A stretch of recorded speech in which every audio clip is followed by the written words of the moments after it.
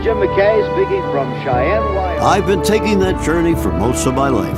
This is Wembley Stadium in London. Somewhere it was decided that there's a thing called time, and that we'll use two tools called a clock and a calendar to measure how much of it we have and how we must use it. They are silent tyrants, telling us when to eat and sleep, when to work, and when to play.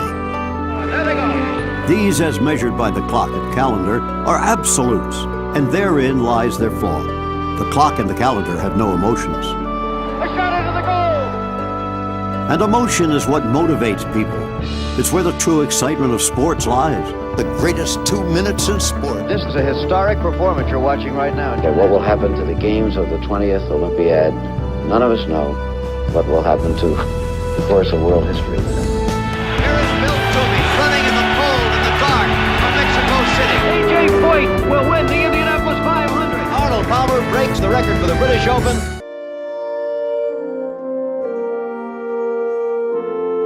Oh, I was so excited.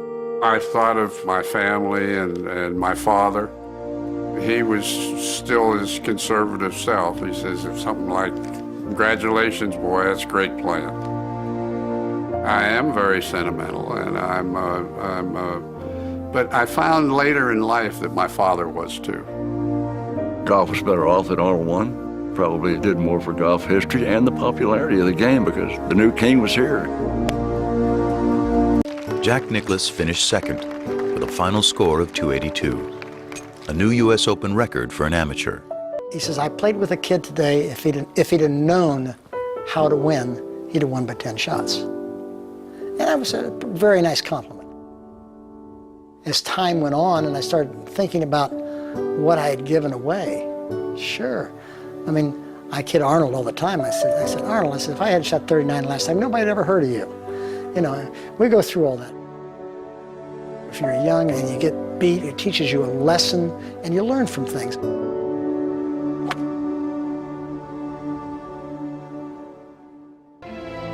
I defy you to point out a game where you see three practitioners who define the game the way each of them did in very distinctly different ways. It became the vehicle that made them millionaires. But at the end of the day, it was still a game that they were in love with as children and conquered as men.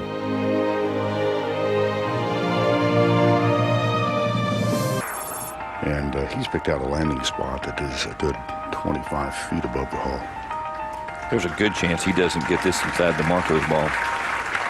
What makes that call in that moment so spectacular is the way the expectation was set up. You've got Tiger looking like he's going to make bogey. It's an impossible up and down. There's no way he's going to make a three from over there. And then, of course, the shot unfolds. Well, here it comes. You could go hire the greatest script writers in Hollywood from now to Kingdom Come and have guys to try to write how you would handle the 18 seconds it took for the ball off the face so it finally dropped in the cup. Oh my goodness! Give me something for dramatic effect.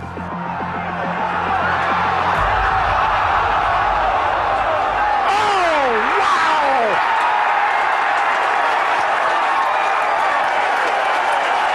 In your life have you seen anything like that?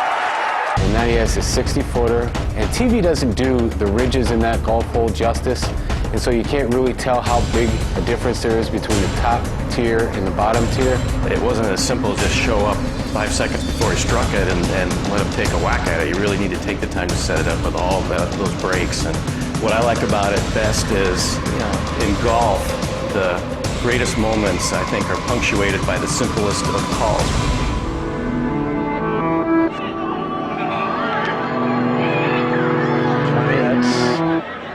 Better than most. How about him? He was better than most. Better than most! I can tell you, when the putt went in and the last better than most came up, the hair on the back of my neck was standing up, and I was up in my towel. I mean, I was standing up. I was that excited about it. And hopefully it comes across that way. And it just punctuated the whole thing because you have Tiger's fist pump, You have the crowd in the background going nuts. I hooked up with him on the course. He said, hey, listen, I've got to go back to the room, clean up for the broadcast. Why don't you come back with me? So I went back to his hotel, the old Ruzak's Hotel. I've watched my whole life Jim McKay from the British Open, and he's about to take the stage for the last time, and I'm back there listening to his final moments in preparation. I mean, I felt like I was backstage in the dressing room with Pavarotti before his last concert. But I tell you, the main thing was on his mind is he couldn't wait to get home. He got very tearful just talking about how much he missed Margaret. And he just didn't enjoy the travel anymore, but particularly he didn't enjoy being away from home.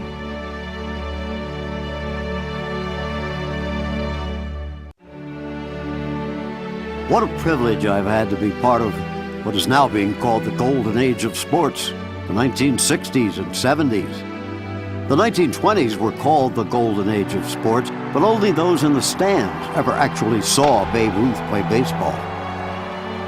It's been written that the past is but prelude, so the greatest hero, the greatest event, are always yet to come.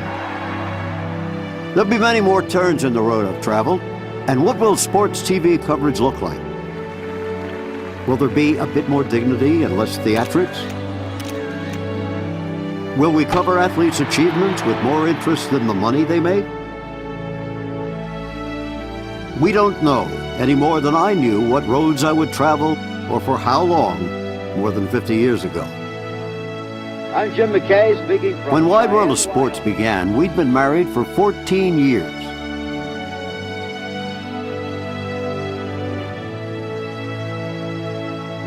Now it's more than 50. It's time for the farm and Martin.